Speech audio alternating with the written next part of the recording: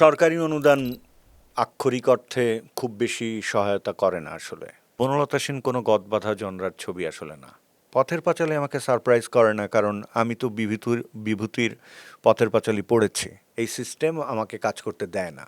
শিল্প হচ্ছে মানে একই সঙ্গে আশীর্বাদ, একই সঙ্গে অভিশাপ। আমার কাছে মাঝে মাঝে মনে হয় জীবনানন্দ দাশ ভাষার সীমাবদ্ধতায় হয়তো নিজেকে নিজে খুব প্রপারলি এক্সপ্লেন করতে পারেন নাই। জীবনানন্দ দাশ ঘোড়া কবিতাটা লেখার আগে আইনস্টাইনের থিওরি অফ রিলেটিভিটি পড়েছিলেন। এই কারণেই বিজ্ঞান কিন্তু ধর্মবিশ্বাসের মতো না।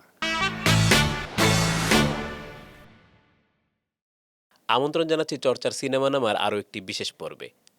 আজকে আমাদের অতিথি চলচ্চিত্রের নির্মাতা, প্রযোজক, চিত্রনাট্যকার সহ এমন আরও অনেক গুণে গুণান্বিত মানুষ, মাসুদ হাসান উজ্জ্বল।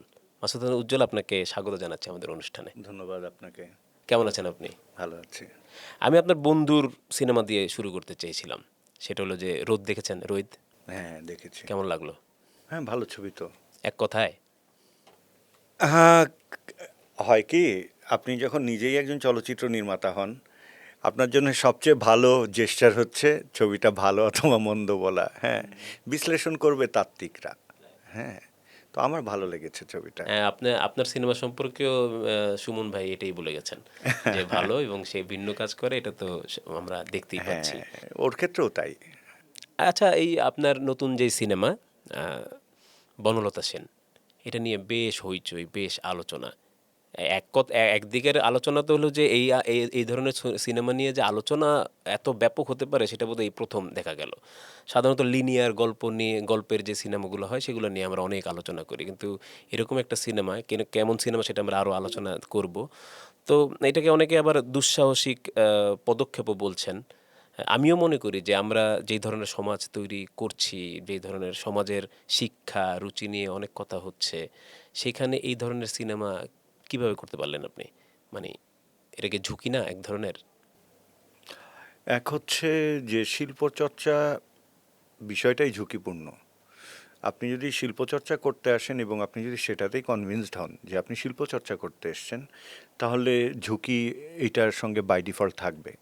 ফলে আপনি আলাদা করে কোনো ঝুঁকি নিচ্ছেন না আসলে। আপনি আমার কাজটা করছেন এবং আপনি জেনেই করছেন যে এটা একটা ঝুঁকিপূর্ণ কাজ। সেটা কখনো সময় গ্রহণ করবে, কখনো করবে না, কখনো ছুঁড়ে ফেলবে, কখনো অনেক পরে গিয়ে মূল্যায়ন করবে। সুতরাং এগুলো তো পুনঃআবিষ্কার বা নতুন আবিষ্কার করার কিছু নাই। এটা জেনেই একজন কাজ করতে আসে। আমার ক্ষেত্রে অন্তত সেটা সত্যি। আমি জানি যে এই জায়গাটা কঠিন। আচ্ছা, কেউ যদি বলে যে সরকারি অনুদান না পেলে কি এ ধরনের সিনেমা করা যেত, যেটা বাজার অনেকটা বাজারমুখী না যে সিনেমা? সরকারি অনুদান আক্ষরিক অর্থে খুব বেশি সহায়তা করে না আসলে, আমার অভিজ্ঞতায় যেটা বলে। বরং সব সরকারি অনুদানে ছবি বানানো অনেক কঠিন একটা কাজ। কারণ আমরা ছবিটা বানাতে চাই অ্যাকর্ডিং টু আওয়ার প্ল্যানিং, আমাদের সময়ে সুযোগ এবং সুবিধা অনুযায়ী। সরকারের কিছু বাধ্যকতা আছে সরকারি অনুদানে, সেটা হচ্ছে আপনাকে 30% করে কাজ শেষ করতে হবে, করে ওই 30%-এর অ্যাপ্রুভাল নিয়ে আপনার নেক্সট কাজে যেতে হবে। ফলে এটা যখন আপনি করছেন, তখন হচ্ছে আপনার মুশকিল হয়ে যায় যে আপনি তো আপনার মতো করে প্ল্যান করতে পারছেন না। হ্যাঁ, ফলে সেটা একটা মুশকিল। তারপরে আপনি নিজ দায়িত্বে নিজ অর্থ ব্যয়ে পুরো কাজ একবারে শেষ করে জমা দিবেন, সেটাও আসলে অ্যালাউড না। আপনাকে 30% করে করেই দিতে হবে। ফলে একে হচ্ছে আপনার চলচ্চিত্রের বাজেটের পুরোটা কভার করছে না এই সরকারি অনুদান। আর দ্বিতীয়টা হচ্ছে আপনি আপনার স্বাধীনতা নিয়ে কাজ করতে পারছেন না। এটা হচ্ছে দুটো প্রবলেম। আমি কেন সরকারি অনুদান নিলাম বা পেলাম, সেটার একটা ইতিহাস আছে আসলে। ইতিহাস হচ্ছে যে বাংলাদেশে যে ইন্ডাস্ট্রিতে আমি কাজ করি, সেখানে কখনোই ইন্ডাস্ট্রি আমার সহযোগী ভূমিকায় ছিল না, এখনও নেই। ফলে আমি আসলে রসিকতা করে আমার খুব গুরুত্বপূর্ণ চিত্রনাট্য আমি অনুদানের জন্য জমা দিতাম, just to have that track যে আমাকে কতবার দেয়নি অনুদান। হ্যাঁ, তো এরকম চতুর্থবারে গিয়ে আমি অনুদান পেয়ে গেছি আসলে। হ্যাঁ, এবং পেয়ে যাওয়ার পর আমি ভাবলাম যে পেয়ে গেলাম, এরকম আর কি। মানে আমি বলবো যে একটা ট্র্যাক রাখতে চেয়েছিলাম যে কতবার পাইনি সেটার। ফলে যখন অনুদানে কাজ করতে গেলাম, আমি সাধুবাদ জানাই। আমি অনুদানকে খারাপ উদ্যোগ মনে করি না। সারা বিশ্বেই কিন্তু আছে। কিন্তু অনুদানটা কোন পদ্ধতিতে দেয়া হচ্ছে, সেটার সীমাবদ্ধতা কী, কী এবং সেটা কোন, কোন জায়গায় কাজ করা গেলে এটা সত্যিই কাজে আসতো, ভালো, ভালো ফিল্ম মেকাররা কাজ করতে পারত, সেই বিষয় নিয়ে ভাবলে অনুদানের চলচ্চিত্র অনেক ফলপ্রসূ হবে। এছাড়া অনুদান না পেলে বনলতা সেন তৈরি করতে পারতাম না, এই তথ্যটা সঠিক না। অবশ্যই পারতাম। না আপনি বলছিলেন যে স্বাধীনতা তো থাকে না। তো আপনি যখন অনুদানটা পেলেন তখন ভয় থাকেনি একটা যে স্বাধীনভাবে কাজটা করতে পারবো কিনা? দেখেন, স্বাধীনতা হচ্ছে ক্রিয়েটিভ স্বাধীনতা, কিন্তু আপনি শুরুতেই পেয়েছেন। এটা আবার কন্ট্রাডিক্টরি জায়গায় নেওয়া যাবে না। শুরুতে ক্রিয়েটিভ স্বাধীনতা কোথায় পেয়েছেন? আপনার চিত্রনাট্যটাই তো ওখানে মঞ্জুর হয়েছে, তাই না? যে এই চিত্রনাট্যেই আপনি কাজ করবেন। এবং এই চিত্রনাট্যটা যেমন বনলতা সেন কোনো গদবাঁধা চিত্রনাট্য না যে অমক ক্রাইটেরিয়ায় পড়েছে, হ্যাঁ? যে তাই পেয়েছে, হ্যাঁ? ফলে প্রথমত আপনি ওই স্বাধীনতাটা তো পেয়েছেন যে আপনার চিত্রনাট্যটাই অ্যাপ্রুভড হয়েছে। আমি স্বাধীনতা খর্ব হওয়ার জায়গা বলছি ওখানে, যে আপনি চাইছেন যে একবারে 70% শ্যুট করে ফেলবেন বা 50% শ্যুট করে ফেলবেন বা এক লটেই পুরো কাজ শেষ করে ফেলবেন, সেই স্বাধীনতাটার সমস্যা। এগুলো সবই দাপ্তরিক জটিলতা, এগুলো কিন্তু ক্রিয়েটিভ জটিলতা না। আপনার ক্রিয়েটিভিটিতে কেউ কিন্তু হস্তক্ষেপ হস্তক্ষেপ করছে না। করছে না, হ্যাঁ? ফলে এটা হচ্ছে দাপ্তরিক জটিলতা। ফলে সরকারি টাকার যদি ভালো ব্যবহার করতে হয় এবং উঁচু মানের ছবিই যদি ওটা দিয়ে বানাতে হয়, তাহলে আপনাকে অবশ্যই উম, ওই দাপ্তরিক জটিলতাগুলো কাটিয়ে উঠতে হবে। আমাদের পাশের দেশেই সরকারি অনুদানের ভালো উদাহরণ হচ্ছে হীরক রাজার দেশে। সত্যজিৎ বানালেন সরকারি অনুদানের ছবি। তারপরে আমাদের সবারই সঙ্গীতের আইডল মহিনের ঘোড়াগুলির ফাউন্ডার গৌতম চট্টোপাধ্যায়ের, যে উনি যে প্রথম জাতীয় চলচ্চিত্র, ভারতের জাতীয় চলচ্চিত্র পুরস্কার পেয়েছেন, নাগমতি সিনেমা বানিয়েছিলেন উনি। ওটা কিন্তু সরকারি অনুদানের সিনেমা ছিল। ফলে ওই আলাপ করে লাভ লাভ নাই যে গ্র্যান্ট দিয়ে ছবির কোনো লাভ ক্ষতি হচ্ছে না। সারা পৃথিবীতে তো আপনি বাংলাদেশের সরকারি অনুদানকে ক্রিটিসাইজ করবেন, কিন্তু ওদিক দিয়ে আপনি বিদেশি গ্র্যান্টের জন্য আবেদন করবেন। হ্যাঁ, এটা তো আরও সমস্যা। বরং আমাদের উচিত আমাদের অনুদানের সমস্যাগুলোকে অ্যাড্রেস করা, যেই সমস্যাটা আমি অ্যাড্রেস করলাম বিইং এ ফিল্ম মেকার, যে আসলে সমস্যাটা ক্রিয়েটিভ জায়গায় না। সমস্যাটা হচ্ছে যদি সুস্থ পথে সৎ পথে ছবি নির্বাচিত হয়, তাহলে সমস্যাটা কোনোভাবেই ক্রিয়েটিভ জায়গায় না। হ্যাঁ, তো সেটা হচ্ছে আপনাকে আহ, বুঝতে হবে যে সমস্যাটা একেবারেই দাপ্তরিক জটিলতা। হ্যাঁ, ফলে দাপ্তরিক জটিলতা যত কমে আসবে, তত অনুদানটা কার্যকর অবস্থার সৃষ্টি করতে পারবে একটা সিনেমা বানানোর ক্ষেত্রে। আপনি একটা শব্দ ব্যবহার করেছেন যে ক্রাইটেরিয়া। আর আপনাকে যদি বলা হয় যে এই যে আপনি যে বনলতা সেন তৈরি করলেন, এটা কোন ক্রাইটেরিয়ায় পড়ে? বা আমরা যদি এটাও বাদ দিয়ে আমরা খুবই সহজ জায়গায় যাই, কোন জনরায় ফেলেন আপনি? দেখেন, যারা বিশ্ব চলচ্চিত্রের খোঁজ রাখেন, তারা হয়তো এটা মানবেন যে বনলতা সেন কোনো গদবাঁধা প্রতিষ্ঠিত জনরার ছবি আসলে না। হ্যাঁ, এখন ধরেন, আমার মনে হয় না কেউ, যেসব জনরা প্রতিষ্ঠিত আছে, কেউ গিয়ে বলেছিল আমি অমুক একটা জনরা বানাতে চাই। ব্যাপারটা তো এরকম না। তো এই চর্চাটা আমি করছি। দেখা গেল যে আমার যে গল্প বলার পদ্ধতি, সেটা যদি গ্রহণযোগ্যতা পায় অদূর ভবিষ্যতে, তাহলে তখন কোনো একটা জনরা হবে হয়তো এটা। কিন্তু এই বনলতা সেন কোনো গদবাঁধা জনরার ছবি আসলে না। এই যে গদবাঁধা জনরার না, এই যে আইডিয়া আপনার বনলতা সেন যে একটা ভিন্নধর্মী সিনেমা কিভাবে জেনারেট করলো? এখানে আমার বিভিন্ন সাক্ষাৎকারের সাথে আমার এখনকার কথাটা একটু কন্ট্রাডিক্ট করতে পারে। তারপর আমি বলছি, বাংলাদেশের ছবি মুক্তিদের কিন্তু অনেক ধরনের বাস্তবতা আছে। আপনি আপনার ছবি চাইছে না আপনি চটকদার হন, আপনার ছবি চটকদার বক্তব্যের না, কিন্তু আপনাকে প্রলুব্ধ করে যে আপনাকে একটু চটকদারি থাকতে হবে। যে প্রলোভনে আমরা আসলে পা দিইনি, আমরা ঝুঁকিয়ে নিয়েছি যে আমাদের প্রমোশনও যেন চটকদার না হয়। তারপরেও দেখলাম যে বনলতা সেন যদি আমি বলি যে একটা রহস্যময়ী নারী চরিত্রের অন্বেষণ, তাহলে এটা মানুষের অ্যাটেনশন খুব ড্র করে। কিন্তু বনলতা সেন আসলে আদৌ সরাসরি এই অন্বেষণের ছবি না। বা এটা উত্তরও দেয় না। না, বনলতা সেন হচ্ছে একজন কবির মাথায় কবিতা তৈরি হওয়ার প্রসেস, যে কবির মাথাকে কিভাবে পোক করে এবং কবিকে কিভাবে ক্রমাগত কবিতা নিজেই বলতে থাকে, আমাকে লেখো, আমাকে লেখো, সেটার ছবি হচ্ছে বনলতা সেন। বনলতা সেন হচ্ছে, যদি আপনি একটা কবির মগজে কয়েকটা ক্যামেরা সেট করে দেন, তাহলে যে ঘটনা ঘটবে, বনলতা সেন হচ্ছে সেটার সিনেমা। ইন্টারেস্টিং। আপনি নিজেও কবি ওই অর্থে, তাই এটা কি আপনার জীবনানন্দের প্রতি এক ধরনের ভালোবাসা, অবসেশন, নাকি নিজে কবি বলে ওই বেদনাটাকে আপনি নিজে আসলে অনুধাবন করতে চেয়েছেন বা আমার করেছেন? স্মৃতি যদি ভুল না করে, হুম। তাহলে আমি কবিতা অনেক কম বয়সে লেখা শুরু করেছি। তখন আমি আসলে কোনো কবিদের খুব ভালো করে চিনতামও যে তাও না। হ্যাঁ, এমনি এমনি কবিতা লেখা, ছন্দ মিল করে কবিতা লেখা, কিশোর সবাই বয়সে যেটা যেটা করে, হ্যাঁ। হয়। আমার বাবা হচ্ছে অসম্ভব কাব্য অনুরাগী ছিলেন, এবং আমার বোনরা। ফলে আমার আমার শৈশবে আমার আম, প্রতিদিনের দেখা স্মৃতি হচ্ছে, আমার বাবা যেহেতু পাটকলের কর্মকর্তা ছিলেন, উনি সন্ধ্যাবেলায় অফিস থেকে ফিরতেন, ফিরে উনি খালি গায়ে থাকতেন, লুঙ্গি পরা থাকতেন, এরকম আঙুলটা বাড়িয়ে দিতেন, আমি আঙুলটা ধরতাম, তারপরে তিনি একের পর এক রবীন্দ্রনাথের কবিতা আবৃত্তি করতেন আমার বাবা। যদিও তার প্রিয় কবি ছিলেন মাইকেল মধুসূদন দত্ত, মাইকেলের কবিতা পড়তেন না, কারণ আমি তো শিশু।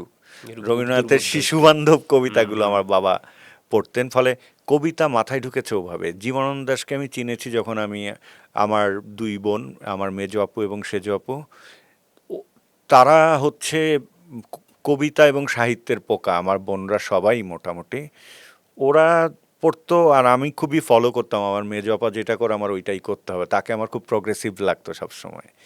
তো মেজো আপা আর সেজো আপু মিলে যে বইগুলো পড়তো, ওইগুলো আমি পড়তাম। ফলে আমার যতদূর মনে হয় 6-7 থেকে আমি জীবনানন্দ দাশের কবিতা পড়েছি আসলে। সো এই, ওইভাবেই যে জীবনানন্দের সাথে হ্যাঁ, আপনার ওইভাবে জানা। জুড়ে যাওয়া। ফলে আমি কবিতা লিখেছি আগে, কবিদেরকে চিনেছি পরে। আমি ভুলে যাব, আমরা ওই অনুষ্ঠান শুরুর আগে বলছিলাম যে আপনি যে ধরনের সিনেমা বানালেন বা এই ধরনের যে সিনেমাগুলো হচ্ছে সেগুলোকে আবার একটু নিশ করে রাখা হয়, মানে ঠিক মেইন স্ট্রিমের যে শিল্প বলা হয় সেরকমভাবে বলতে একটু নারাজ, একটু রুরাল ফিল্মগুলোকে বলা হয় যে শিল্প, যেমন সত্যজিৎ রায় বা ঋতিক ঘটক যেগুলো বানিয়েছিলেন। সেটা একটু অন ক্যামেরাও শুনতে চাই আপনার এই মন্তব্যটা। দেখেন, এটা তো আমার কোনো ব্যক্তিগত অবজারভেশন না, এটা গোটা বিশ্ব জানে যে সাউথ এশিয়ান ফিল্মকে, হ্যাঁ, যেটাকে আসলে ওরিয়েন্টাল ফিল্ম বলা হয়, বা ওরিয়েন্টাল আর্ট যেগুলোকে বলছি, সেগুলো নিয়ে যে শিল্পের একটা রাজনীতি আছে, সেটা তো 78 সালে এডওয়ার্ড সাইদি বলেছেন তার ওরিয়েন্টালিজম বইয়ে। হ্যাঁ, ফলে যেটা হয় যে আপনি যদি রেকগনিশন চান, গ্লোবাল রেকগনিশন চান, তাহলে পশ্চিম আপনাকে যে দৃষ্টিতে দেখে, সেই দৃষ্টির ছবি আপনাকে বানাতে হবে। সুতরাং সত্যজিৎ রায় যেহেতু অনেক স্মার্ট লোক ছিলেন, উনি জানতেন যে ওনার সক্ষমতা কী, কিন্তু ওনাকে করতে হবে কি। ফলে আমি বলছি না যে পথের পাঁচালী ওই মানের ছবি না, হ্যাঁ, কিন্তু পথের পাঁচালী আমাকে কেন সারপ্রাইজ করে না জানেন? পথের পাঁচালী আমাকে সারপ্রাইজ করে না কারণ আমি তো বিভূতির পথের পাঁচালী পড়েছি। হ্যাঁ, তো ফলে বইয়ের পাতা থেকে দৃশ্যে উঠে আসা, সেই দৃশ্যায়নে বইয়ের পাতাকে ছাপিয়ে যাওয়ার অনুভূতি যেহেতু আমাকে দেয়নি, তাই আমি পথের পাঁচালী দেখে বিস্মিত না। হ্যাঁ, পথের পাঁচালী ঠিক যেরকম একটা লিনিয়ার গল্প লিখেছেন বিভূতিবাবু, সত্যজিৎবাবু ওরকম একটা ছবি বানিয়েছেন। ফলে এটা হচ্ছে, আমরা আগে ফিল্মে ছবি বানিয়ে ডেভেলপ করতাম না পানির মধ্যে হাইপো দিয়ে, ওরকম মানে উপন্যাসটা ওখানে উঠে এসেছে। আপনি বলতে পারেন উপন্যাসের কতটা ওখানে আহ, প্রতিফলন ঘটলো, কিন্তু এটা নিয়ে আপনি যে অনেক শৈল্পিক চর্চা করবেন, হ্যাঁ, যেটা আমরা হয়তো গদারের ছবি নিয়ে করতে পারি বা তারকোভস্কির ছবি নিয়ে করতে পারি, সেই জায়গায় কিন্তু আপনি যেতে পারছেন না। সত্যজিতের কোন কাজ নিয়ে যেতে পারছেন? হীরক রাজার দেশে, গুপি গাইন বাঘা বাইন, জলসাঘর। তাই এই এই কাজগুলোতে আপনি কিন্তু তার প্রতিভাকে নানাভাবে ব্যাখ্যা করতে পারবেন। আপনি কতভাবে ব্যাখ্যা করতে পারবেন পথের পাঁচালী? পারবেন না, নাইও। আপনার কি মনে হয় এটা ওভার রেটেড? ওভার রেটেড না, পথের পাঁচালীর চেয়ে আরও ভালো কাজ স্বয়ং সত্যজিৎ বাবুরই আছে। সেইটা এই ওরিয়েন্টালিজমের কারণে ওই মূল্যায়নটা পায়নি। এবং দেখবেন আম, এখনও আমাদের যে চলচ্চিত্রের ক্রিটিসিজম হয়, যেগুলো হয়, এটা যদি আমাদের সাউথ এশিয়ান ফিল্ম নিয়ে হয়, সবসময় দেখবেন যে দুঃখ, দারিদ্র্য এগুলো থাকলে খুব উচ্ছ্বসিত একটা জায়গা তৈরি হয় ক্রিটিকদেরও। এবং অস্কারও যেগুলো হ্যাঁ পেয়েছে এই অঞ্চলের হ্যাঁ হ্যাঁ, সবগুলোই কিন্তু প্রায় এরকম। প্যারাসাইটই দেখেন না, প্যারাসাইট আমি বলছিলাম একদম ওই যে। নিয়ম ভঙ্গ করে। হ্যাঁ, অথচ প্যারাসাইটের আমরা যখন শেষের অংশে যাচ্ছি, তখন যে সোশ্যাল ডিসক্রিমিনেশন দেখানোর জন্যে যে আরোপিত ঘটনাটা ঘটতে থাকে একের পর এক, হ্যাঁ, সেটা কিন্তু শুরুর দিকের যে সহজাত যে গল্প বলার ধরন, সেটাকে কিন্তু অনেক বেশি প্রশ্নবিদ্ধ করে। কিন্তু প্যারাসাইটকে কিন্তু মূল্যায়নটা হয়েছে। ফলে আমার ভয় হয় ওখানে, যেমন ধরেন আমি আমার স্কুল লাইফে আমি যখন ইউরোপিয়ান সাহিত্য পড়ছি, বা ওদিক দিয়ে আমার খুব প্রিয় কবি হয়ে উঠলেন লেবাননের কবি খালিল জিব্রান, হ্যাঁ, তো আমি তাদের লেখা পড়ে এতটা ইন্সপায়ার্ড ছিলাম, বা যখন আমি প্রথম দস্তয়েভস্কি পড়ি, তখন যে জায়গাগুলো আমি খুঁজে পেয়েছি, সেই জায়গায় কিন্তু কালচারাল সীমাবদ্ধতা খুব কম।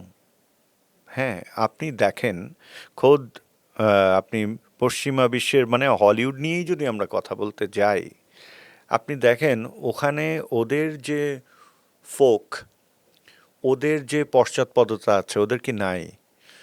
মানে আপনার যেখানে আম, আহ, দাসপ্রথার একটা চূড়ান্ত অবস্থা ওখানে ছিল, হ্যাঁ, তো আপনি দেখেন আমরা একটা অসামান্য উপন্যাস পড়েছি আলেক্স হেলির, রুটস, হ্যাঁ, তো আরও কিছু আপনি পাবেন, কিন্তু ওদের সিনেমায় কতগুলো উঠে উঠে আসতে দেখেছেন? হ্যাঁ, ধরেন আমরা শিন্ডার্স লিস্ট দেখি, বা আমরা এম্পায়ার অফ দ্য সান দেখি, হ্যাঁ, এই ছবিগুলো যখন দেখি, বা আপনি পিয়ানিস্টের কথা যদি পিয়ানিস্ট বলেন, আমার হ্যাঁ খুবই হ্যাঁ, ফেভারিট সিনেমা।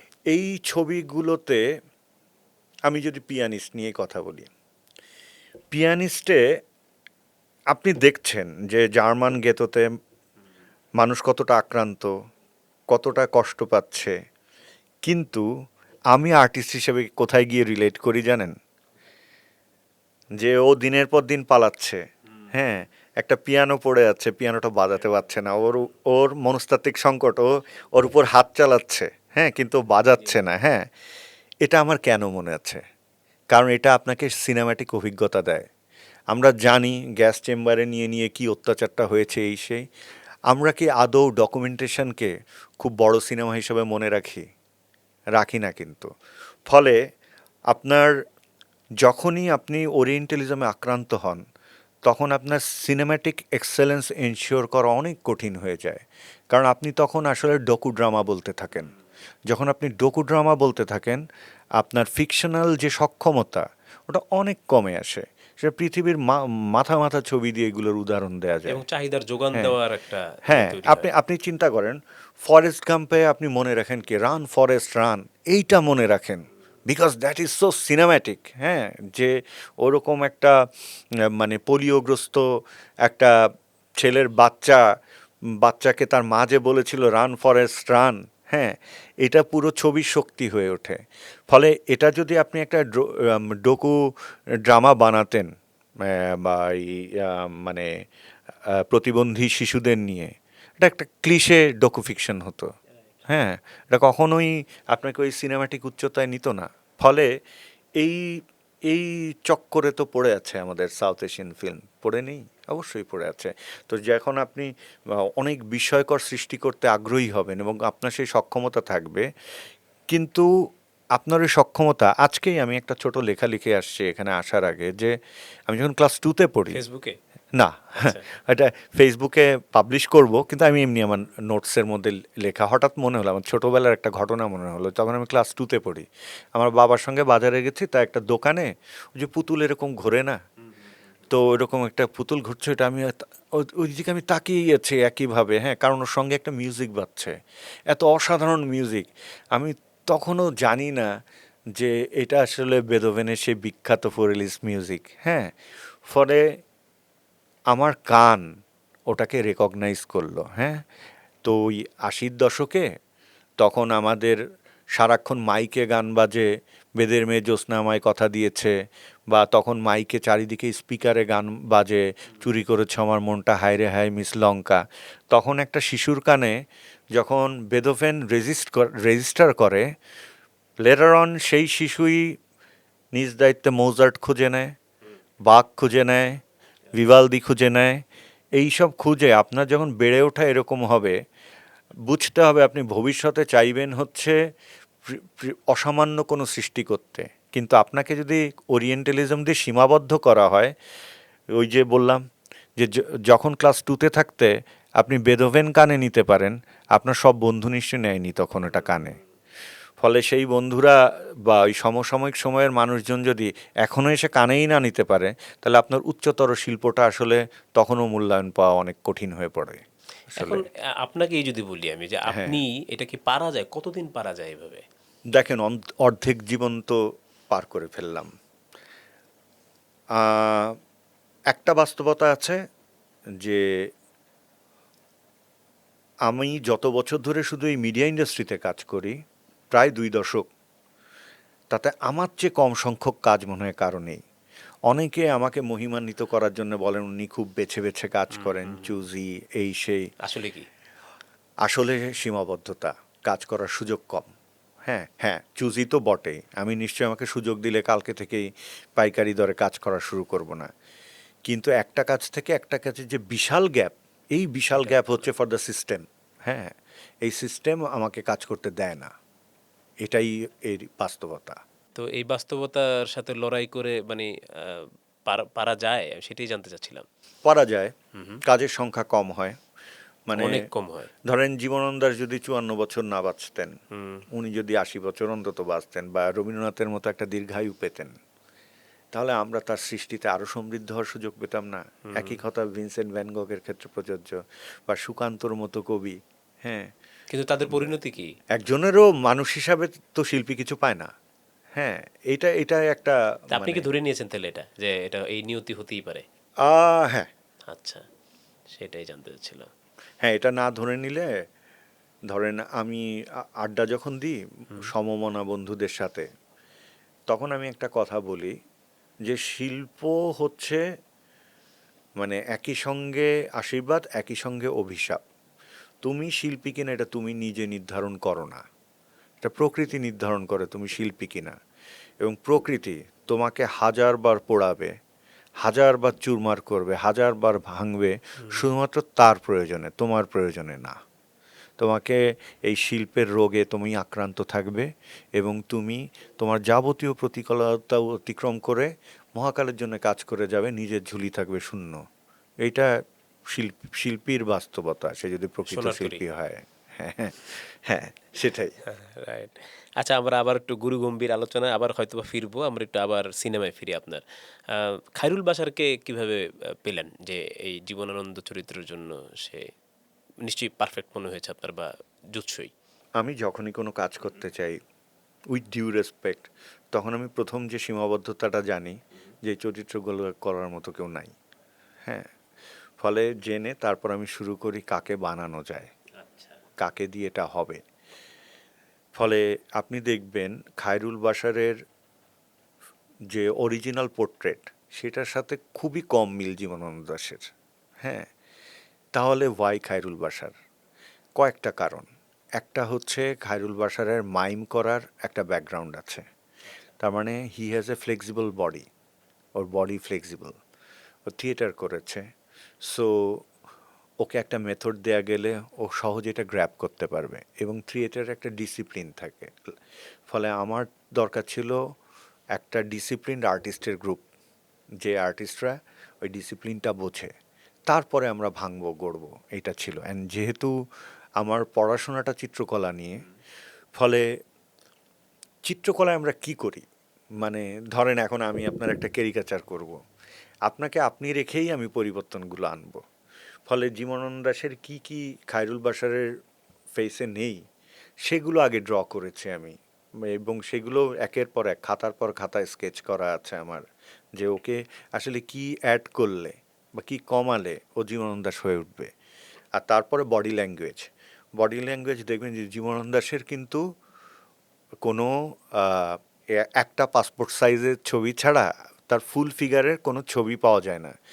ফলে জীবনানন্দ দাশের বডি ল্যাঙ্গুয়েজ হচ্ছে, যে কারণে আমার আসলে চিত্রনাট্য লিখতে এত সময় লেগেছে।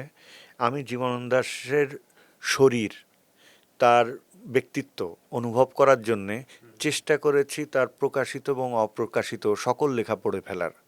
ফলে ইট টোক মোর দ্যান 8 to 10 years। হ্যাঁ, যে ক্রমাগত করতে করতে তখন হয় কি, আপনি একটা মানুষকে যখন, বিশেষ করে জীবনানন্দ দাশের ডায়েরি যদি আপনি পড়েন, বা যে কারো, আপনি যদি কাফকার ডায়েরি পড়েন, আপনি তার পার্সোনালিটিটা কিন্তু অনুমান করতে শুরু করবেন। সঙ্গে যদি আপনি একজন চিত্রশিল্পী হন, তখন এই যে যে আপনি কল্পনা Visual করা করলেন, যায়। হ্যাঁ তখন করলেন। তারপরে খায়রুল বাশারকে, ও থিয়েটার ব্যাকগ্রাউন্ডের একটা ছেলে, and he is very talented. ও আবার, ওকে আমি যখন যেটা বলছি তখন সে এটা গ্রহণ করতে পারছে, যে আচ্ছা ভাই তাহলে এটা এরকম হবে। ফলে জীবনানন্দ দাশ, ওকে যেমন আমার মনে আছে, আমি বলেছিলাম তোমাকে মনে রাখতে হবে, you don't have any confidence, তোমার কোনো আত্মবিশ্বাস নেই, তুমি সমাজে খুবই জড়সড় একজন মানুষ, এবং তোমার ছবির শুরু থেকে শেষ পর্যন্ত এই জড়তাই সবসময় থাকবে। তোমার জড়তা সবচেয়ে বেশি কম কাজ করবে যখন তুমি শোভনার সামনে যাও। এছাড়া আর কোথাও আমি জড়সড় ব্যক্তিত্বেই দেখতে চাই। এবং ও পুরো ছবিতে ওটা টেনে নিয়ে গেছে। বাহ! ফলে আমি জীবনানন্দ দাশের ডায়েরি এবং অন্যান্য লেখা পড়ে, ইভেন জীবনানন্দ দাশের উপন্যাসগুলো দেখবেন যে উত্তম পুরুষে হুম, লেখা, হুম, হুম। মানে সে নিজেই নিজেই আসলে। আসলে হ্যাঁ, ফলে জীবনানন্দ দাশকে বোঝার জন্য তার উপন্যাস, তার ডায়েরি, এগুলো খুব হেল্প করেছে হেল্প আসলে। করেছে। নাবিলার বেলাও কি তাই? নাবিলা তো আসলে, উম, যদি জীবনানন্দ দাশের পার্সপেক্টিভ থেকে হয়, তাহলে নাবিলার চরিত্র আমি বলবো হয়তো 10% আছে, 90% মাসুদ হাসান উজ্জ্বলের পার্সপেক্টিভ থেকে। ফলে আচ্ছা। নাবিলার চরিত্র আমার জন্য বানানো জীবনানন্দ দাশ বানানোর চেয়ে কম্পারেটিভলি কম চ্যালেঞ্জিং ছিল, কারণ ওটা আমার ইমাজিনেশন বেশি ওখানে। ইমাজিনেশনটা জীবনানন্দ দাশকে ছাপিয়ে না, জীবনানন্দ দাশের রেফারেন্সগুলো রেখেই। এখন আপনি যদি বনলতা সেন কবিতাটা পড়েন, আমার মুখস্থ। হ্যাঁ তাহলে আপনিই বুঝবেন, আপনি আসলে কি তাকে ভিজুয়ালাইজ করতে পারেন? পারেন না কিন্তু। বরং আপনি, সব উপমা, আপনি সব, চিত্রকল্প। আপনি শ্রাবস্তী নগরী দেখতে হুম। পারেন, হ্যাঁ আপনি বিম্বিসার অশোকের ধূসর তার জগৎ দেখতে চোখও আপনি পারেন। দেখছেন যে পাখির নীড়ের মতো চোখ। হ্যাঁ, ফলে তখন কি হয়, এই ছবির ইন্টারেস্টিং পার্টটাই হচ্ছে এই, যে যেই অ্যাবস্ট্রাক্ট। নারী ওখানে নেই, সেই নারীকে নিয়ে এত বড় আয়োজন। ফলে আমার জন্য এটা ছিল খুবই প্রভোকিং একটা জায়গা, মানে যেহেতু আমি কল্পনা করতে ভালোবাসি, এবং যেহেতু আমার যত বড় সৃষ্টি আমার আগে হয়ে থাকুক না কেন, সেটাকে অনুকরণ বা অনুবাদ করার প্রবণতা কম। ফলে আমি এখানে মৌলিক থাকার চেষ্টা করব, এটা খুবই স্বাভাবিক ছিল। মানে ধরেন বনলতা সেন কবিতার 94 বছর বয়স, তো বনলতা সেন সিনেমারও তো শতবর্ষ সক্ষমতা থাকা উচিত। হুম। তো সিনেমাটা যদি বনলতা সেন কবিতার অনুবাদই হয়, নিছক একটা অনুবাদ হয়, তাহলে ওই ছবির স্থায়িত্ব পাবে না। ফলে আমি এটা সচেতনভাবেই করেছি যে, মানে জীবনানন্দ দাশময় নয় এই হুম, সিনেমাটা। হুম। আপনার কি এরকমও কি কখনো মনে হয়েছে যে, যেমন ধরেন আমি যখন প্রথম কাফকা পড়ি, আমি জানি না অনেকে কি মনে করবে, কাফকা পড়ে আমাকে কখনই মনে হয় নাই যে তিনি মানিকের চেয়ে বড় লেখক কাফকা পড়ে। হ্যাঁ, তো আমার এরকম মনে হয়েছে। এবং আমার কাছে মনে হয়েছে যে কাফকার পেছনে মানে অনেক বেশি কাজ করেছে মিডিয়া এবং প্রচারটা। সেও কিন্তু ইংরেজিতে লিখে যায়নি। হ্যাঁ? তো কিন্তু মানিকও তো বাংলায় লিখেছিল। তো আমরা কিন্তু মানিককে নিতে পারিনি সেখানে, কিন্তু কাফকাকে সেখানে নিতে পেরেছি।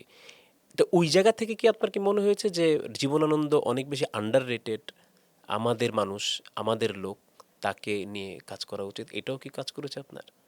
হ্যাঁ, আর জীবনানন্দ দাশ তো, আমি জীবনানন্দ দাশের ব্যাপারে কিছু জায়গায় কট্টর, এটা আমি স্বীকার করতে চাই, যে এবং সেই কট্টরতা কোনো উন্মাদের কট্টরতা না, নিশ্চয়ই না, যেহেতু আমি বিশ্বকাব্য সাহিত্য যথেষ্ট পরিমাণে পড়ার চেষ্টা করেছি।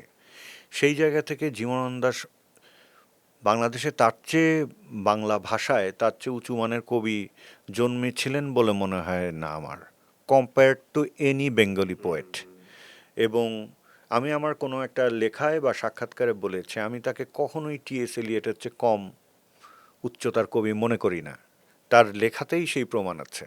হ্যাঁ, ফলে অনেকে জীবনানন্দ দাশ ইংরেজি সাহিত্যের ছাত্র ছিলেন, অ্যালেন পো প্রভাবিত ছিলেন, টি.এস. এলিয়ট প্রভাবিত ছিলেন, ওয়ার্ডসওয়ার্থ প্রভাবিত ছিলেন, এসব বলতে চায়। কিন্তু দেখেন, আমাদের যে পশ্চিমা আধুনিক সাহিত্য, এই সাহিত্যর গোটাটাই দাঁড়িয়ে আছে দান্তের ডিভাইন কমেডির উপরে। ফলে কোনো না কোনো জায়গা থেকে তো আসবে। আমি নিজেই কাফকা পড়ার বহু আগে আমি স্বপ্নে দেখেছি আমি একা থাকতাম। আমি যেহেতু একা থাকতেই পছন্দ করি, আমার খুবই কম বয়স তখন, মানে আমি ইউনিভার্সিটির হোস্টেল ছেড়ে দিয়ে একা একা থাকতাম। ওই সময় আমি কাফকা পড়িনি, কিন্তু কিন্তু আমি নিজেই একদিন স্বপ্নে দেখলাম যে আমি মরে গেছি এবং আমাকে তেলাপোকায় খেয়ে ফেলেছে এবং আমার পুরো শরীরটা তেলাপোকার। পরে আমি যখন মেটামরফোসিস পড়ি, আমি খুব আই ওয়াজ সো সারপ্রাইজড। ফলে মানে আপনি যে, যেমন আমি দার্শনিকতা নিয়েও কিন্তু এই কথা বলি যে ধরেন সক্রেটিস সম্পর্কে আপনি জানেন না, হ্যাঁ, সক্রেটিস কি বলেছিলেন, তার জীবন দর্শন কি, কিছুই জানেন না। আপনি আপনার জীবনের নিজের অনুভব, নিজের অনুভূতি, নিজের আবিষ্কারে একটা ভাবনা ভাবলেন, সেই ভাবনাটা সক্রেটিসের সাথে মিলে গেল। হ্যাঁ, আমি কেন আপনাকে একজন উঁচুমানের দার্শনিক বলবো না? কারণ অনুভবটা তো আপনার। আপনি তো জানতেনই না সক্রেটিস নামে কেউ আছে দুনিয়ায়। এটা তো হতেই পারে, তাই না? মানে গ্রন্থ পাঠ না করলে দার্শনিক হওয়া যায় না, এই বিশ্বাস থেকে আমি বহু আগে সরে এসেছি, বহু আগে। গ্রন্থ পাঠ আপনার দার্শনিকতাকে সহযোগিতা করতে পারে, যেহেতু আপনার পূর্ববর্তী দার্শনিক বলে কিছু বাস্তবতা আছে। কই সক্রেটিসের সময় তো গ্রন্থ আবিষ্কার হয় নাই। সক্রেটিসের প্রায় ৩০০ বছর পর, ৩৩৪ মনে হবে, তারপরে চায়নায় প্রথম বই পাবলিশড হয়। ফলে সক্রেটিস হচ্ছে সেই মহান দার্শনিক যিনি কোনো গ্রন্থ পাঠ করেন নাই। ফলে গ্রন্থপাঠ পৃথিবীর শেষ কথা না। আর আপনি মানিকের সাথে কাফকার যে জায়গা আপনি কেন বলেছেন আমি বুঝতে পারছি যে অনেক জায়গায় এরকম হয়। যেমন মানিক আমার কাছে অনেক অনেক বড় লেখক, কিন্তু আমার এই সেটা বোদলেয়ার পড়তে গিয়ে বা লোরকা পড়তে গিয়ে, আম, বা আপনি ধরেন মোপাসা পড়তে গিয়ে, হ্যাঁ, বা লুই বুনুয়েল পড়তে গিয়ে, হ্যাঁ, আমি দেখেছি মূল ভাষা যদি না জানা থাকে, হ্যাঁ, বা অনুবাদ যদি খুব ভালো জায়গার অনুবাদ না হয়, তাহলে কিন্তু ওই কাব্য বা ওই শিল্পের উচ্চতা বা গভীরতা নির্ণয় করা, যেমন বনলতা সেন কবিতার যতগুলো ইংরেজি অনুবাদ আছে, হ্যাঁ, তার মধ্যে জীবনানন্দ দাশের নিজের অনুবাদটাই না। ধরেন আমার কাছে মাঝে মাঝে মনে হয় জীবনানন্দ দাশ ভাষার সীমাবদ্ধতায় হয়তো নিজেকে নিজে খুব প্রপারলি এক্সপ্লেন করতে পারেন নাই তার নিজের কবিতায়। ইংরেজিতে। হ্যাঁ, ইংরেজিতে, হ্যাঁ।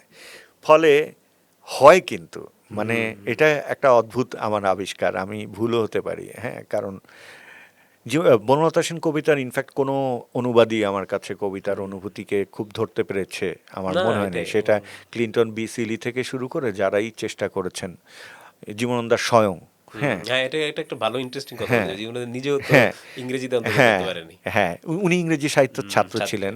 খুবই ভালো হয়তো ইংরেজি করতেন। হয়তো আমার এক্সপেকটেশন মিট হয়নি, এটাও এটাও হতে হতে পারে, পারে। এবং পাঠক হিসাবে সেই রাইট নিশ্চয়ই আমার আছে। হ্যাঁ, দেখেন আমি জীবনানন্দ দাশ ভক্ত, কিন্তু আমি পৃথিবীর কাউকে আল্টিমেট ভাবি না, নিজেকেও ভাবি না। হ্যাঁ, আর শিল্পে তো এটা তো হ্যাঁ, এটা হতেই পারে হয় না, না, হয় না হ্যাঁ, তো এটা। ফলে ওইটাই। রাইট। আপনি জীবনানন্দের চরিত্র নিয়ে এই সিনেমাটা, তারকে খুঁজতে গিয়েই এই সিনেমা বনলতা সেন। আবার আপনি খোঁজাচ্ছেন কাকে দিয়ে? তারই আরেকটা চরিত্র মহিনকে দিয়ে। হ্যাঁ, হ্যাঁ, তো এইটা আমার কাছে খুবই ইন্টারেস্টিং। এই আইডিয়াটা কিভাবে আপনার এলো? এই আইডিয়াটা, আরেকটা প্রশ্ন ছিল এটার হ্যাঁ, সঙ্গে, সেটা হলো কি মহিনকে আপনি নিজেই কিনা? হ্যাঁ, এইটা বললেই আমি শুধু হাসি দিই, এটার আমি উত্তর দিই না, থাক, সব উত্তর দিতে নেই। হ্যাঁ, হ্যাঁ, তো মহিন কিভাবে এলো? মহিন নিয়তির মতো চলে এসেছে আমার কাছে আসলে। যেমন মহিনকে নিয়ে কিন্তু কোনো গল্প নেই, না। মানে আপনি যদি ঘোড়া কবিতাটা পড়েন, শুধু ঘোড়া কবিতাটাই। It's just a name. না, শুধু একটা না, একবারই আসছে হ্যাঁ, বোধহয় একটা পুরো নামই, কবিতাটায়। হ্যাঁ, হ্যাঁ, মহিনের ঘোড়াগুলি ঘাস ঘোড়াগুলো খায় ঘাস খায়। কার্তিকের জ্যোৎস্নার প্রান্তরে। আমার দরকার ছিল এমন একটা চরিত্র, যেই চরিত্র নিজেই সময়। কারণ আমি কোনো ফ্যান্টাসি ছবি বানাতে চাই নাই যে টাইম ট্রাভেল করছে। অনেকে এটাকে টাইম ট্রাভেল বলছেন, আমি যে বললাম না যে শিল্পের নানা ব্যাখ্যা হতে পারে, হ্যাঁ, তাতে আমার কোনো আপত্তিও নেই, ওয়েলকাম জানাই। হ্যাঁ, ওয়েলকাম করি আমি সেটাকে। কিন্তু আপনি দেখেন মহিনের এই ঘোড়া কবিতায় একটা লাইন কিন্তু মহিন ক্যারেক্টারটাকে এক্সপ্লেন করে। লাইনটা হচ্ছে প্রস্তর যুগের সব ঘোড়া যেন এখনো ঘাসের লোভে চড়ে, পৃথিবীর কিমাকার ডায়নামোর পরে। প্রস্তর যুগ মানে লিথিক্যাল যুগ, হ্যাঁ, নব্য প্রস্তর যুগ। আর পৃথিবীর কিমাকার ডায়নামো দিয়ে বলছে হচ্ছে 19 শতকের শিল্প বিপ্লবের কথা। তার মানে এক লাইনে দুটো শব্দ পাশাপাশি দাঁড়িয়ে একটা মহাকালী যাত্রার একটা ঘোষণা দিচ্ছে এই একটা লাইন। এবং পরে আমি পড়াশোনা করে জেনেছি যে জীবনানন্দ দাশ ঘোড়া কবিতাটা লেখার আগে আইনস্টাইনের থিওরি অফ রিলেটিভিটি পড়েছিলেন, ফলে থিওরি অফ রিলেটিভিটির একটা প্রভাব কিন্তু এই লাইনেও আছে। তো আমি দেখলাম যে আমি একটা চরিত্র চাচ্ছি যেই চরিত্রটা আসলে নিজেই সময়, হ্যাঁ, ওর কোনো অতীত বর্তমান বা ভবিষ্যৎ নেই। ফলে মহিনের চেয়ে চমকপ্রদ আর এখানে কিছু হতে পারতো না, মানে কারণ আমি কিন্তু আমার ছবিতে কোথাও দেখাইনি যে এটা 1932 সাল আর এটা 2023 সাল, বা এইটা অতীত ওইটা ভবিষ্যৎ এটা বর্তমান, আমি দেখানোর কোনো দরকারই মনে করিনি এবং এটা ব্যাখ্যা করারও আমি কোনো প্রয়োজন মনে করি না। কিন্তু মহিন চরিত্রটার জন্ম এই প্রয়োজনে যে ও নিজেই সময়। এবং আপনার সিনেমাটার সঙ্গে মহিমের সম্পর্ক আর একটা জায়গায় বোধ হয়, সেটা হলো গিয়ে সুরিয়ালিজমে। কিভাবে আমি বলি, সেটা হলো যে সেই সময়ের সম্পাদক লেখক সঞ্জয় ভট্টাচার্য কিন্তু বলেছিলেন এই ঘোড়া, জীবনানন্দের ঘোড়া বাংলা সাহিত্যের প্রথম সার্থক পরাবাস্তব কবিতা। হ্যাঁ হ্যাঁ হ্যাঁ হ্যাঁ, তো এটা এটা আমিও পড়েছি, হ্যাঁ, কিন্তু এবং এটা interesting। কিন্তু সত্যি। হ্যাঁ, এত পরাবাস্তব কবিতা এর আগে কবিতা এর কেউ আর আগে কখনো লেখেনি হয়নি। কিন্তু। চিন্তাও করা যায়, ভাবা যায় না কিন্তু হ্যাঁ। একদম।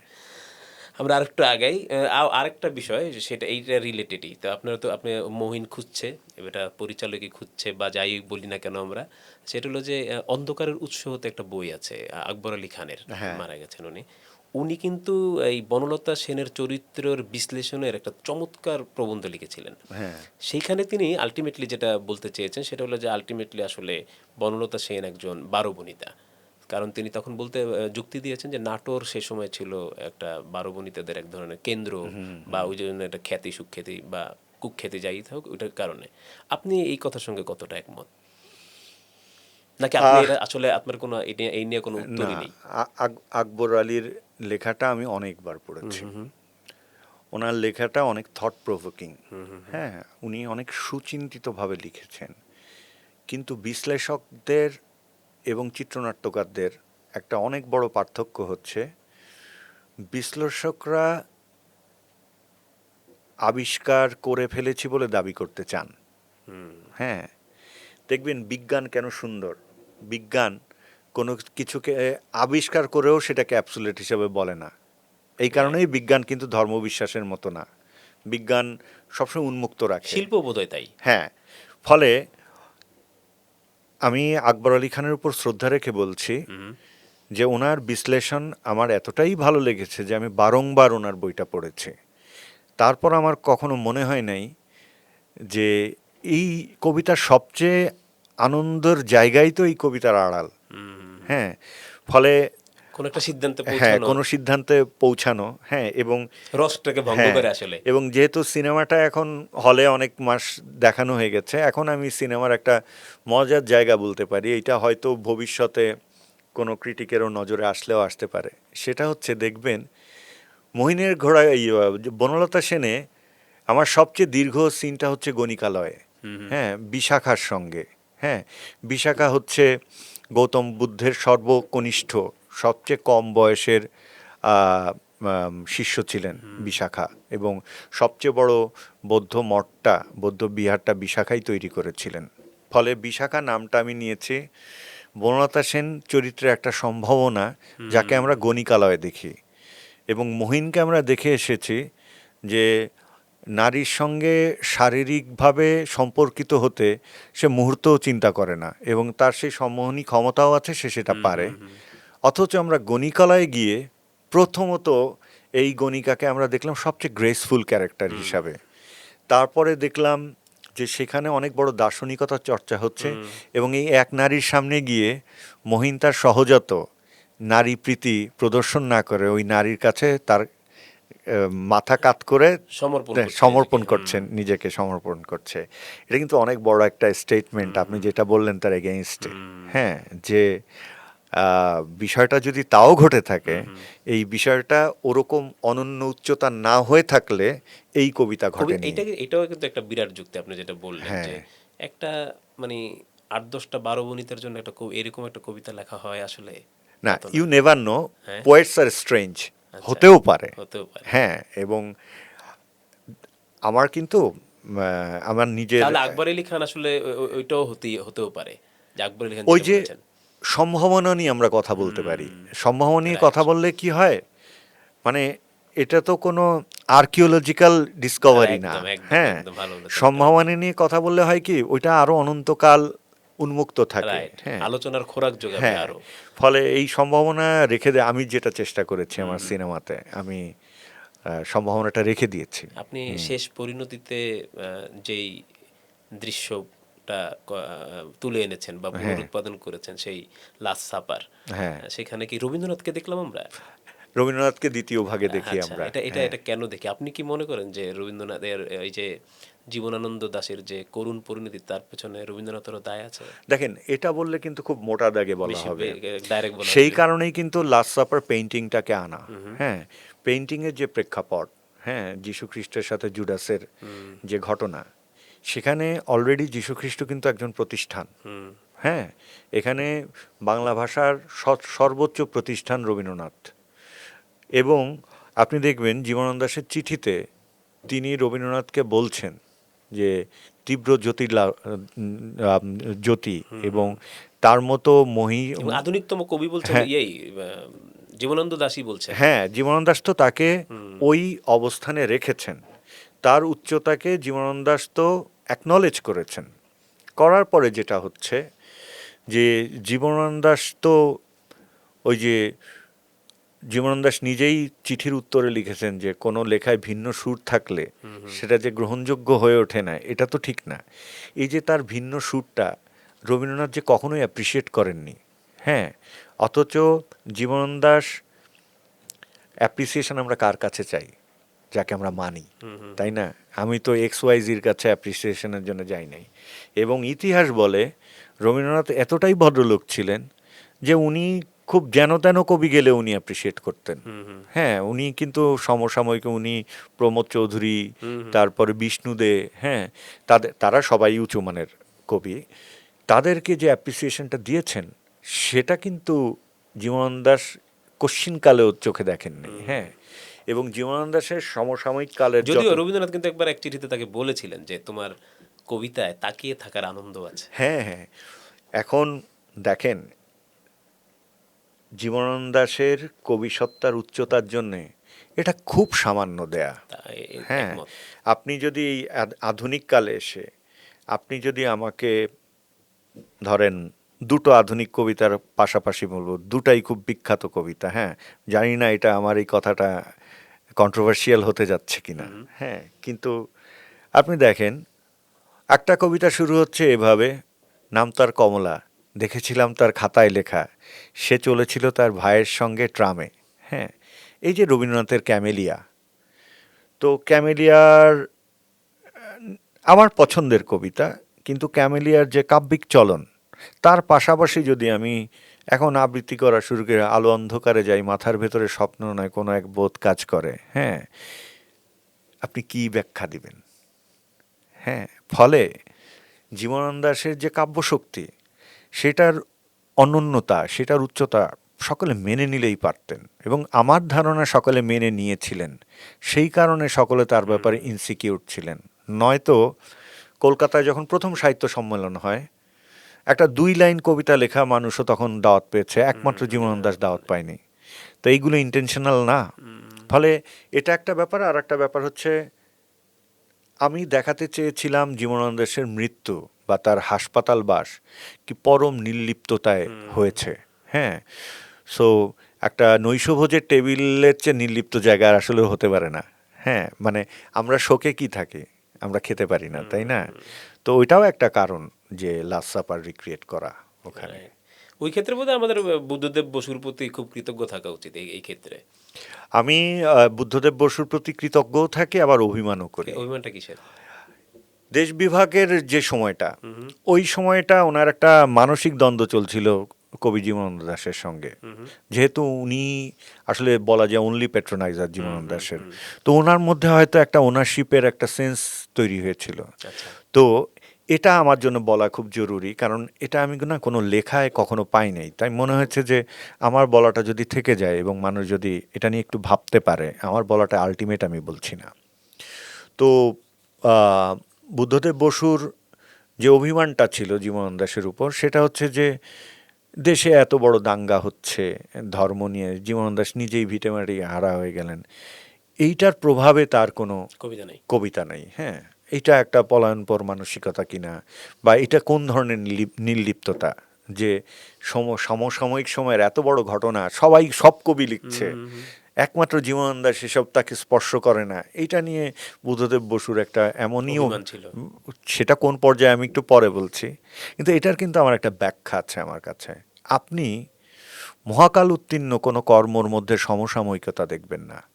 যে আপনার যদি সক্ষমতা থাকে মহাকালকে সার্ভ করার, আপনি কালকে মানে ওইখানে একটা বোমা পড়লো, 20 জন মারা গেল, আপনি ওইটার আক্ষরিক অনুবাদ করলেন যে বোমা পড়েছিল, 20 জন মারা গিয়েছিল, পা হারিয়েছিল, মা হারিয়েছে। রিপোর্ট। হ্যাঁ, এই এই কাব্য লেখার জন্য জীবনানন্দ দাশের জন্ম হয় নাই, তো সেই জন্য সে লেখে নাই। সে যখন ক্যাম্পে লেখে, ওইটা অশ্লীলতার দায়ে সমালোচিত হয়েছে, অথচ আপনি কর্পোরেট ইকোনমির পুরোটা এই ক্যাম্পে দিয়ে ব্যাখ্যা করতে পারবেন। তো জীবনানন্দ দাশের চেয়ে আধুনিক কবি কখন জন্মেছে আপনি আমাকে বলেন? ওই সময় এরকম একটা কর্পোরেট ইকোনমি নিয়ে, এরকম একটা উপমাধর্মী একটা ঘাই হরিণী দিয়ে এরকম একটা কবিতা লেখার সক্ষমতা এক জীবনানন্দ দাশের থাকে। ফলে তার কাছে তার সক্ষমতার চেয়ে কম চাচ্ছিলেন বুদ্ধদেব বসু, মানে তার সক্ষমতার চেয়ে বেশি, সে কম কেন দেবে? এবং অভিমানে করলেন কি, জীবনানন্দ দাশের জীবনে অনেক বেশি বেদনা দিলেন শেষ দিকে এসে বুদ্ধদেব বসু। বসুই। হ্যাঁ, ওনার বিয়েতে পর্যন্ত জানি। উনি খবরের কাগজে পড়েছেন জীবনানন্দ দাশ যে বুদ্ধদেব বসু, এবং উনি ওনার বোন সুচরিতাকে খুব মানে খুব দুঃখ নিয়ে বলেছেন যে আমার সবচেয়ে কাছের বন্ধু ছিল বুদ্ধদেব বসু, তার বিয়ের খবর আমার পত্রিকায় পড়তে হলো। এই আঘাতটা কিন্তু ওই অভিমান থেকে করেছে। হ্যাঁ, জীবনানন্দ দাশ এখন কবি তো আপনার ফরমাইশি কবিতা লিখবে না, কবি লিখবে, কবি খুব স্ট্রেঞ্জ, এইটা মানুষ মানতে চায় না। আপনি ওই যে নজরুলের কথাটা এখানে খুবই প্রণিধানযোগ্য, যে আমি জাহান্নামে আগুনে বসে হাসি পুষ্পের হাসি। হ্যাঁ, এইটাই কবি, ও জাহান্নামের আগুনে বসে পুষ্পের হাসি হাসতে পারে, তুমি এটা নিয়ে ওকে কোয়েশ্চেন করতে পারো না। আর আপনার চিন্তা তার চিন্তা এক হবেই কেন? হ্যাঁ, এক হবে কেন? এটা তার কবির আগে স্ট্রেঞ্জ হয়, ওই স্ট্রেঞ্জ হয় বলেই তো কবি, স্ট্রেঞ্জ আপনি হয় বলে তো ওই আর্টিস্ট। বুদ্ধদেব বসুর এই কথাটা বললেন, সুভাষ মুখোপাধ্যায় কিন্তু প্রায় একই কারণেই কিন্তু জীবনানন্দকে মানে এক ধরনের ত্যাগ করেছিলেন। হ্যাঁ, ওটা তো আমি বলছি তো। এখন একটা সমসাময়িক সময় কি হয় জানেন? আপনি যদি আপনার সক্ষমতা থাকে আগামী 200 বছর বা 300 বছর সার্ভ করার, কিভাবে হয় ওই সক্ষমতাটা যার নেই সে আপনাকে বুঝে উঠবে? তাহলে তো সেও আপনার মতো 200-300 বছর সার্ভ করার শিল্প সৃষ্টি করতে পারতো, তাই না? এটাই হচ্ছে সবচেয়ে স্বাভাবিক ব্যাখ্যা। ধরেন, আমরা হয় কি, শিল্পকে শিল্পের প্রতিষ্ঠা দিয়ে গুলিয়ে ফেলি, এটা হচ্ছে খুব মুশকিল। প্রতিষ্ঠার সাথে শিল্পের আসলে কোনো লেনদেন নেই। শিল্পের কারবারের লেনদেন আছে প্রতিষ্ঠার সাথে, শিল্পের বাণিজ্যের লেনদেন আছে, তো শিল্পের প্রতিষ্ঠার সাথে কোনো লেনদেন নেই। কারণ বেশিরভাগ ক্ষেত্রেই দেখা যায় যে আহ, কালোত্তীর্ণ কাজগুলো ওই কালের মানুষ রিলেট করতে পারে না, তো কারণ এটা ওর মগজ ওই পরিণতিতে পৌঁছাবে, তারপরে ওর আর এক প্রজন্ম গিয়ে গিয়ে হয়তো গিয়ে বুঝবে যে আচ্ছা, তাহলে এই ঘটনাটা এরকম ছিল। ফলে জীবনানন্দ দাশকে নিয়ে এই ভুল বোঝাবুঝি ছিল। আপনি চিন্তা করেন যে আপনি নিজেই বললেন যে বাংলা ভাষার প্রথম সিরিয়াল কবিতা হচ্ছে ঘোড়া। ঘোড়া। তারপরে এই যে আমি যে বললাম ক্যাম্পে কবিতা, কর্পোরেট ইকোনমিকে এত সুন্দর ডিসক্রাইব কোনো কবিতা করে মেবি নাই। ওটাও প্রথম। হ্যাঁ, তো ফলে এই কবিকে তার সমসাময়িকরা চিনে ফেলবে এত সহজ। বুদ্ধদেব বসু যে একটু অনুভব করতে পেরেছিলেন, তাতেই রক্ষা যে আমরা এতগুলো কিছু পেলাম। পেলাম, নয়তো জীবনানন্দ দাশ আরো তো হারিয়ে যেত, আরো হারিয়ে হ্যাঁ যেত। আরো হারিয়ে যেত। একদম। আবার আপনি বলেন একটু বেশি বায়াস হয়ে যাচ্ছেন না তো জীবনানন্দের প্রতি? বায়াস হলে তো ক্ষতি নেই। আচ্ছা। যেমন ধরেন আমি ধরেন হাঁটছি ফিরছি, অর্থাৎ কোথাও মোজার্টের মিউজিক বাজলে আমি ওখানে ওই কাজও থামাই দিয়ে আমি ওখানে দাঁড়িয়ে যাই। বাহ। তো আপনি আমাকে বায়াস বলতে পারেন, মোজার্ট হতে বায়াস। চাই আমি বায়াস। হ্যাঁ হ্যাঁ, আমি হতে চাই তো। আচ্ছা, ওই জীবনানন্দ ধরে আমরা একটু আবার আমাদের সমাজে ফিরে আসি। সেটা হলো যে এই যে অ্যাপ্রিসিয়েট না করা, আপনার সঙ্গে আমার ভাই ব্রাদারের সম্পর্ক না থাকলে আপনাকে কাজ না দেওয়া, এগুলো নিয়ে প্রায় আপনি কথাও বলেন। আপনি ফেসবুকেও লেখেন, পত্রিকা বলেন, যেমন কয়েকটা মন্তব্য আমি একটু পড়ে শোনাই আপনার মন্তব্য। হ্যাঁ, রুচিশীল মানুষ অসম্ভব নিম্নমানের এই দেশে। হয়তো বলতে হতে পারে যে আমি কনটেক্সটের বাইরে হতে পারে, কিন্তু মূল স্পিরিট ঠিক আছে কিনা আপনি দেখেন। দেশের রাজনীতি বিশ্বের নিকৃষ্টতম রাজনীতি। এইসব মানে ক্ষোভ থেকে বলেন আপনি, নাকি মানে সেটা কেন বলেন? একজন শিল্পী যখন শিল্পচর্চা করে তার সমাজ, তার বাস্তবতা, তার পারিপার্শ্বিকতা তো ক্রমাগত তাকে আক্রমণ করতে থাকে। তখন সে না নানাভাবে এই আক্রমণকে অ্যাড্রেস করার চেষ্টা করে, নানাভাবে ওর থেকে বেরোনোর চেষ্টা করে। করতে করতে গিয়ে না একসময় গৌতম বুদ্ধের মতো বোধিপ্রাপ্ত হয়ে যায়। যেমন আপনি আমার সাম্প্রতিক আলোচনায় কোনো ক্ষোভ দেখবেন না। হ্যাঁ, ক্ষোভ দেখবেন না, কারণ এই যে আমার এই আক্রান্ত হওয়ার পুরো পরিক্রমা, এতে আমি বুঝেছি শিল্পীর যেটা থাকতে পারবে না সেটা হচ্ছে অভিযোগ। হ্যাঁ, আমি একটা সময় মনে করতাম এই জাতীয় কথা আহ, যে রিলেট করতে পারবে, যে আমারই মতো আক্রান্ত, তার জন্যে এটা একটা সুন্দর যে আমি একটা প্রতিবাদ করলাম। হুম, কিন্তু আমার পরে মনে হয়েছে যে মুখের ভাষা, হাতের লেখা, এগুলোর যদি আমার প্রতিবাদের ভাষাই হবে, তাহলে আমি শিল্প সৃষ্টি করতে আসলাম কেন? আমার শিল্পই তো আমার কথাটা বলে বলার দিতে কথা, পারে বহন প্রত্যক্ষ করার বা কথা। পরোক্ষভাবে। ফলে এই জাতীয় আলোচনা এখন আমি কিন্তু একদম বলতে গেলে থামিয়ে দিয়েছি। খুব দায় না ঠেকলে আমি এই জাতীয় সরাসরি মন্তব্য আর করতে চাই না। যা বলবেন শিল্পের মাধ্যমে বলবেন। হ্যাঁ, সেটাই। সেটা হওয়াটাই বাঞ্ছনীয় আমার মনে হয়। কিন্তু এটা বুঝতেও একটা সময় লাগে। একটা শিল্পীরই সময় লাগে। রাইট। কিন্তু এই সত্য মিথ্যার একটু জানি যে এই অঙ্গনে মানে মিডিয়ার কথা বলেছিলেন আপনি, অধিকাংশ মানুষ হৃদয়হীন, স্বার্থপর এবং সংকীর্ণ মনা। অঙ্গনটা নিয়ে যদি বলেন, তাহলে তো অঙ্গনটা তো তাই। হ্যাঁ, আমি যেমন পড়েছি চারুকলায়, ওখানেও আমি মনে হয় জগতের সব সংকীর্ণতা দেখে এসেছি। আমি যে মিডিয়া ইন্ডাস্ট্রিতে 2 দশক ধরে কাজ করি, ওখানেও দেখে এসেছি। কারণ কি জানেন? চারুকলায় কারা ভর্তি হয়, এইটা দিয়েই আপনাকে আমি বুঝাতে পারবো। চারুকলা অধিকাংশ ক্ষেত্রে দেখা যায় যে এখন মনে হয় চেঞ্জ হয়েছে কিছু। আমাদের সময় পর্যন্ত ছিল যে ঢাকা ইউনিভার্সিটিতে আপনি 2টা ফার্স্ট ডিভিশন না থাকলে অ্যাপ্লাই করতে পারবেন না। চারুকলায় সেকেন্ড ডিভিশন, একটা সেকেন্ড ডিভিশন থাকলে অ্যাপ্লাই করা যেত।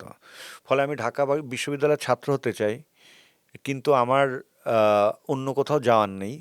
তখন কেউ মানে ছবি আঁকাও তো একটা মেথড। আমি যদি আপনাকে কিভাবে হরাইজন্টাল লাইন আঁকে, কিভাবে ইয়ে লাইন ড্র করে, ওভাল ইলিপস আঁকে যদি দেখাই, আপনিও শিখে যাবেন। তো আপনার যদি টার্গেট হয় ঢাকা বিশ্ববিদ্যালয়ের ছাত্র হওয়ার, তাহলে আপনি ভবিষ্যতে কিন্তু শিল্পকে সার্ভ করবেন না। আপনি হয় শিল্পের চাকরি করবেন বা শিল্পের দালালি করবেন, এটাই করবেন। আর আপনি শিল্পীই হতে চেয়েছেন বলে এখানে পড়তে এসেছেন, তাহলে আপনি জয়নুল আবেদিন হবেন। দুটোর মধ্যে তো পার্থক্য আছে। তো আমাদের মিডিয়া ইন্ডাস্ট্রিও তো তাই কিন্তু। এখানে আপনি দেখবেন অ্যাকশন আর কাট বললে কিন্তু ডিরেক্টর হওয়া যায়। অ্যাকশন এবং কাট আপনি বলতে পারছেন এবং আপনার হাতে প্রযোজক আছে এবং আপনার হাতে সিস্টেম আছে। যদি এটা হয় তাহলে সবচেয়ে ভয়ঙ্কর লোকটা আপনি হয়ে উঠবেন। কারণ সিস্টেম আপনি কন্ট্রোল করতে পারেন। আপনার হাতে প্রযোজক আছে, কিন্তু আপনার এই শিল্পীটি হওয়ারই কথা ছিল না। আপনাকে যদি যেকোনো প্রতিষ্ঠানে শুধু একটা চাকরি নিতে বলা হয়, ইন্টারভিউ দিয়ে আপনি পারবেন না।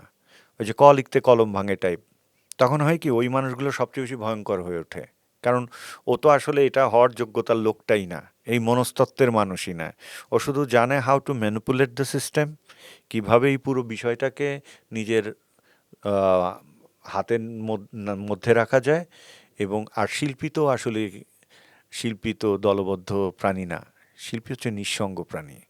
এবং ও শিল্পচর্চাটা করতে পারেই কারণ ও অন্যান্য বিষয়, জাগতিক বিষয় বোঝে না বা মাথায় রাখে না।